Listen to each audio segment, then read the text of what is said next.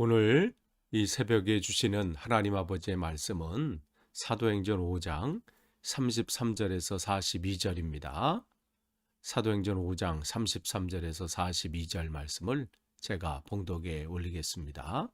그들이 듣고 크게 노하여 사도들을 없이하고자 할새 바리새인 가말리엘은 율법교사로 모든 백성이 존경을 받는 자라.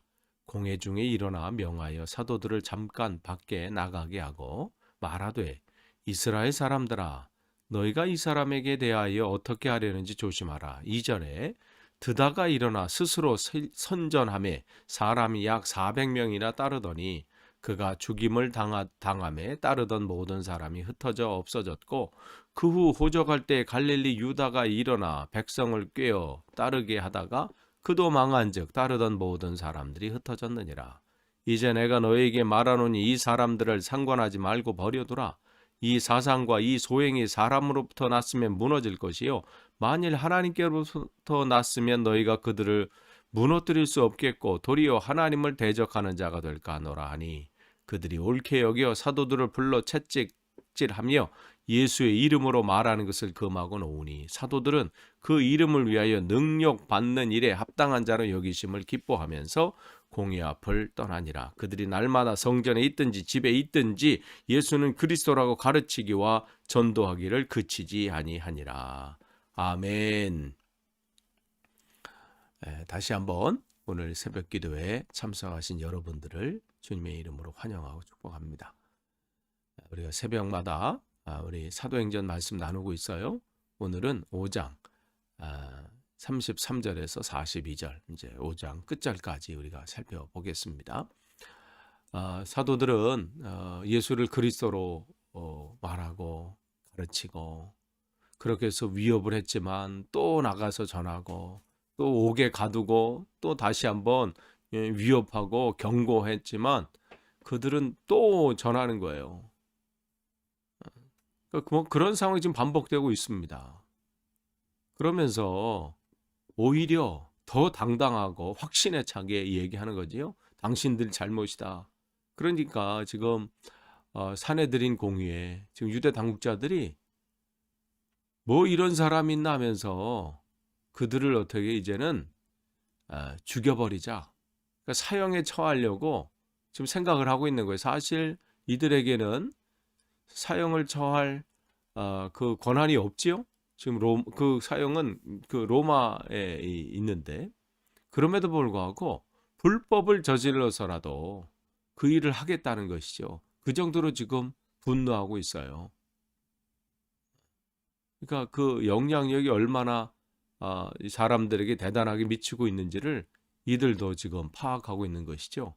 그러니까 이 초장에 이들을 무너뜨리지 않고 이렇게 잡지 않으면 걷잡을 수 없을 거라고 지금 생각을 한 거예요. 그럴 때 34절에 보면 이제 가말리엘이라는 율법 교사가 나와요. 바리새인 율법 교사가. 우리가 가말리엘 하면 누구로 잘 알고 있어요? 사도 바울의 스승으로 잘 알고 있잖아요. 그러니까 그 당시에 가장 유명한 그 율법 교사 중에 한 사람인데 그 사람이 일어나서 중재하는 거예요. 지금 상황이 급박하게 돌아가는 것을 보게 되고 그래서 그들과 지금 맞닥뜨려 놓으면 지금 큰 지금 일이 일어나겠다면서 이제 자리를 잠깐 나가 있으라고 해놓고 쭉 얘기를 하잖아요. 그러니까 지금 하나님께서는 우리가 5장 초반에 봤을 때 그들이 옥에 갇혔을 때는 천사를 동원해서 그들을 사도들을 끄집어내시고 이제는 이들과 뭐 별 복음과는 상관이 없고 이들과 별 상관이 없는 가말리엘을 통해서 또 하나님께서는 피할 길을 여셔요. 그러니까 복음이 증거되고 땅 끝까지로 증인으로 사명을 감당할 때 어려움이 있지요. 그러나 여러분 그 가운데 흔들리지 않고 두려워하지 않는 것은 하나님께서 그걸 감당하게 하시고요. 또 피할 길도 여시고요. 또 그 일들을 여건을 허락하신다는 거예요. 그러니까 여러분에게 오늘도 우리에게 맡겨진 사명은 내 힘으로 할 수 없어요. 하나님께서 그 일들을 여시고 감당하게 하시는 것이죠. 지금 이 가말리엘이 만약에 개입하지 않았다면 진짜 이 사람들이 생각한 대로 무슨 일이 벌어질지 모르는 그러한 긴박한 상황에 하나님께서 개입을 하셨죠. 그러면서 이 사람이 이제 가말리엘이 말하기를 드다라는 거짓 선지자가 일어나서 목숨을 걸겠다고 하는 400명의 그냥 쫓아다닌 사람이 아니라 목숨을 걸겠다고 하는 400명이 있었는데 이 지도자가 죽으니까 흩어졌고 그다음에 갈릴리에 유다라는 사람이 있는데 로마가 지금 여기 인구 조사를 한다는 것은 세금 거둘 만한 사람이 몇 명인지 조사하는 거거든요. 그러니까 그 당시에 로마 황제에게 세금을 바치는 것은 유대인으로서 마땅치 않다면서 사람들을 선동하면서 그 일들을 이제 하게 한 거죠. 그러니까 그럴 때 이제 그가 이제 옥에 갇히고 잡혀서 했을 때 이제 또 사라져 버리는 결국 이제 그런 상황을 얘기하면서 이게 만약에 사람이 한 거라면 뭐 사라질 거고 근데 이게 하나님께서 하신 것이다. 그러면 우리가 막을 수도 없고 막는다는 것은 또 뭐가 된다는 거예요? 하나님의 영광을 가리고 우리가 하나님의 일을 방해하고 있는 것이다. 이 얘기를 하죠. 그러자 이 사람들이 하는 결론은 뭐예요? 이 35절, 38절 보면 이제 내가 너에게 말하는 이 사람을 상관하지 말고 버려두라 하면서 39절 말씀 보시면 만일 이게 하나님께로 났으면 너희가 무너뜨릴 수 없다. 그래도 통찰력을 가진 사람이 있는 것이죠. 그러면서 40절에 그들이 이제 다 옳게 여기면서 뭐라 그러냐면 그냥 내보내는 것은 이 사람들이 가지고 있는 이 분노를 잠재울 수 없어요. 그래서 어떻게 해요? 채찍질을 합니다. 근데 이 채찍질은 그냥 몇 대 이렇게 때리는 게 아니에요. 성경은 그냥 그렇게 짧게 나왔지만 그들이 40대 하나하나를 감하는 그 정도의 채찍질이었을 거예요. 왜냐하면 지금 이들을 사형에 처하려고 분노하면서 그런 사람들이에요. 그러니까 그 정도로 지금 사도들은 핍박을 지금 당하고 있죠. 그래서 예수의 이름으로 말하는 것을 금했다. 그러니까 다시 한번 하면 이러한 일이 일어날 것이다. 그런 얘기를 하는 거죠. 그러면서 그야말로 이제 가석방 상태로 보내는 거예요. 그러니까 동일한 또 범죄를 그들 입장에서 이 죄를 범한다면 목숨을 내놓으라 이 얘기죠. 이런 위협까지 나간 겁니다. 그런데 이들은 41절, 42절 이제 5장 끝절을 보시면 끝을 보시면 어떻게 되나요? 그들이 뭐 더 위협을 하고 더 뭐 살기가 등등해 가지고 공격을 해도 똑같아요. 오히려 지금 매 맞았어요. 죽을 것 같아요. 사람들 이렇게 그냥 인간적인 눈으로 보면 이보다 더 큰 지금 어려움은 없을지요. 이들이 지금 근래에 당하는 고난은 이런 고난까지 당한 적은 없었잖아요. 뭐 핍박을 당하고 뭐 이렇게 뭐 말로는 그 위협은 받아서도 그러나 그들은 오히려 이 상황을 기뻐하는 거예요. 그리고 이게 지금 자기들이 주의 이름을 통해서 그 이름을 때문에 당하는 고난으로 오히려 기뻐하고 그 다음에 그들이 날마다 성전에 있든지 집에 있든지 가르치는 거예요. 예수는 그리스도다. 가르치기와 또 전도하기를 그치지 아니했다. 이게 지금 그들의 지금 모습이에요. 사도들의 반응은 완전히 다르죠. 아까 그 복음이 증거될 때 사내들인 공의의 사람들은 분노했다면 이들은 그 가르치지 말라라는 지금 법원의 결정이 일어났어요. 나타난 거예요. 그러면 그걸 지키지 않으면 죽음을 맛볼 수 있는 거예요.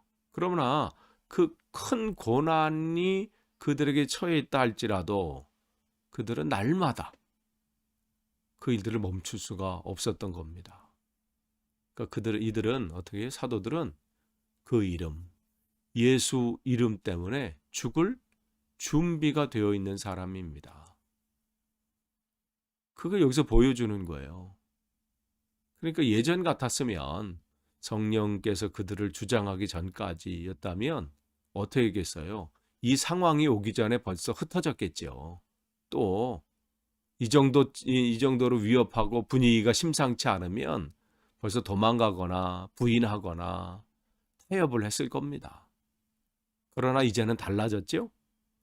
이들이 뭘 노력을 해서 된 게 아니에요. 무슨 어디 수련회를 갖고 어디 가서 뭐 재직 세미나를 갖고 사도 수련회를 가진 게 아니죠.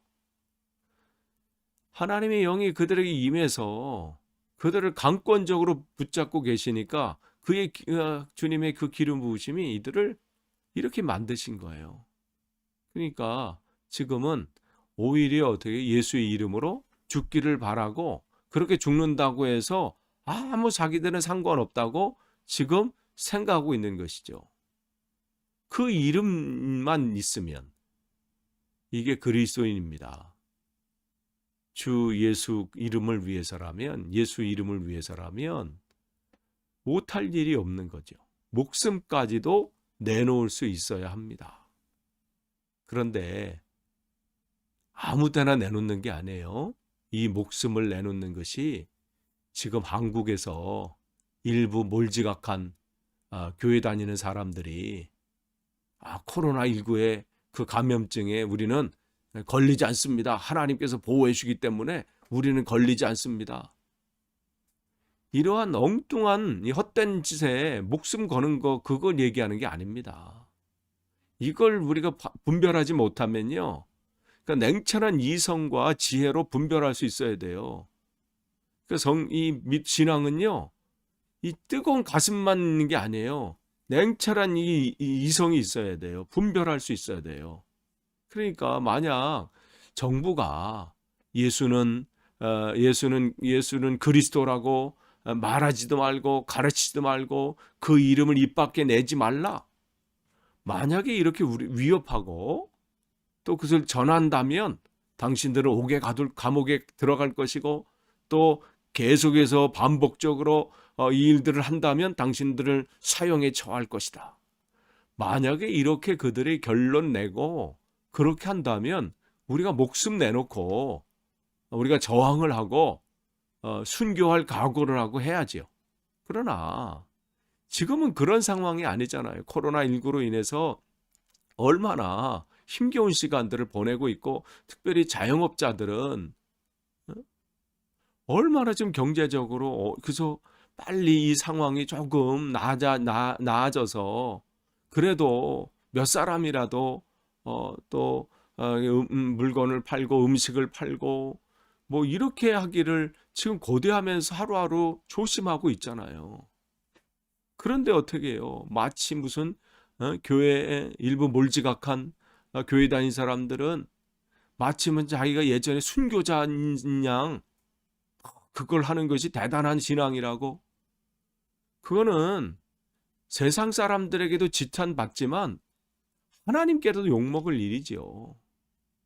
우리가 분별해야 돼요. 우리가 우리가 주의 이름으로 선지자 노릇하고 귀신을 내쫓고 능력을 행하지 않았습니까? 아무리 주여를 외쳐도요. 하나님의 뜻과 하나님의 생각과 하나님이 기뻐하시지 않는 거라면요. 불법이에요. 하나님 그들은 전혀 모른다고 말씀하세요. 도무지 모른다 내가.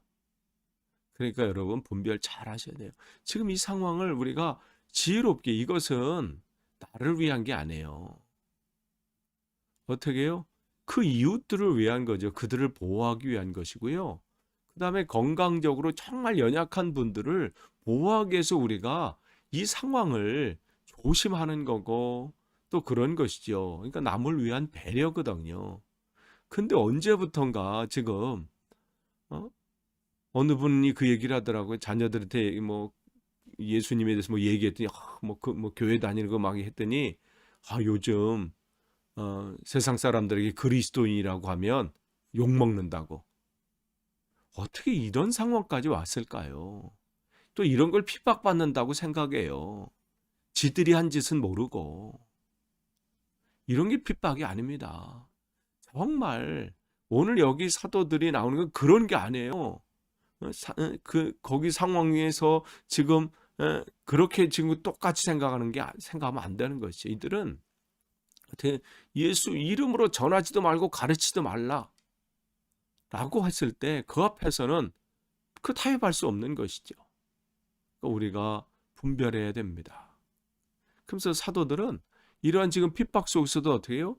계속해서 복음을 전할 수 있었던 것은 바로 예수의 이름이 자랑스럽기 때문이에요. 그러니까 그런 것들을 지금 전하고 있는 것이죠. 그러니까 자신들이 주님의 것이라는 것에 조금도 부끄러움이 없습니다. 그러니까 지금 우리가 사람들 그렇잖아요. 자신들이 존경하거나 자기들이 생각했던 위대한 사람을 알면 어떻게 돼요? 얼마나 그걸 자랑스럽게 여겨요. 나 누구와 식사했다. 여러분이 어떻게 좋아하고 또 존경하고 위대한 어떤 사람이라고 어떤 분들 생각해 보세요. 누가 그 사람을 얘기하면 내가 그분과 식사해서 아는데 하면서 말하지 않겠어요? 내가 그분과 친밀한 교제를 나누고 있는데 그런 거 자랑스럽게 여기는 것처럼 지금 이 사도들은 어떻게 해요? 예수의 이름을 자랑스럽게 여기는 거예요. 예수가 그리스도인다는 것을 숨길 수가 없는 거예요. 그러니까 예수의 이름으로 복음을 증거하는데 고난을 받고 역경을 받아도 있어도 어떻게 상관이 없습니다. 그 고난과 역경이 자기들이 지금 주님께 쓰임 받고 있다는 증거로 삼아서 오히려 기뻐하고 있습니다. 혹시 여러분은 예수의 이름이 자랑스러우십니까?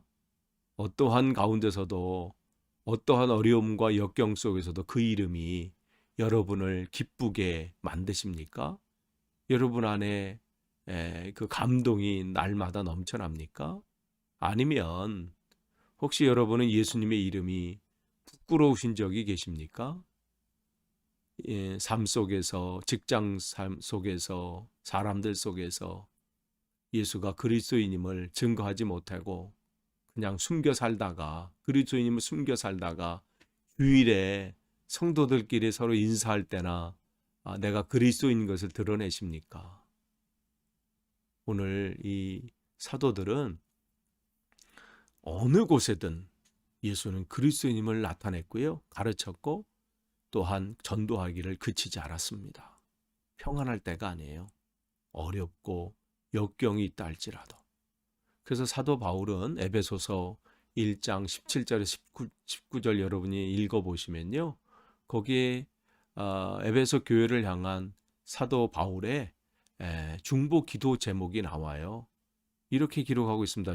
우리 주 예수 그리스도의 하나님 영광의 아버지께서 지혜와 계시의 영을 너희에게 주사 하나님을 알게 하시고 또 너희 마음의 눈을 밝히사 그의 부르심의 소망이 무엇이며 성도 안에서 기업의 영광이 풍성함이 무엇이며 그의 힘의 위력으로 역사하심을 따라 믿는 우리에게 베푸신 능력의 지극히 크심이 어떠한 것을 너희로 알게 하시기를 구하노라.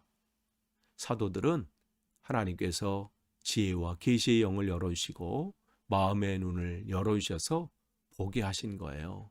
사도들은 이것을 보았기 때문에 고난과 역경이 문제가 되지 않습니다. 정말 이들은 하나님 앞에 붙잡혀서 주님을 알지 못한 이들에게 복음을 증거했습니다. 여러분 이 시대에 우리가 정말 이 복음을 증거해야 되는데 여러분이 일부 몰지각한 사람들처럼 이 전도의 문을 닫는 정도가 아니라 닫은 다음에 자물쇠로 굳게 잠가버리는 그런 어리석은 우를 범하지 마시고요. 정말 하나님이 여러분의 지혜와 계시의 영을 부어주셔서 진짜 우리가 전해야 될 것이 무엇이고 또 분별해야 될 것이 무엇이고 가르치고 전도해야 될 것이 무엇인지를 바로 알아서 이 시대에 참 복음을 증거할 수 있는 저와 여러분이 되기를 간절히 소망합니다. 기도하겠습니다. 하나님 감사합니다. 오늘도 말씀을 주셨습니다. 말씀 오늘 사도 초대교회 성도들과 사도들처럼 정말 어떠한 상황 가운데 주님만을 온전히 전하고 가르칠 수 있도록 우리를 붙잡아 주시되 진짜 우리에게 지혜를 주시고 좀 하나님의 뜻을 온전히 전하는 선한 통로로 사용하여 주옵소서. 예수님의 이름으로 기도하옵나이다. 아멘.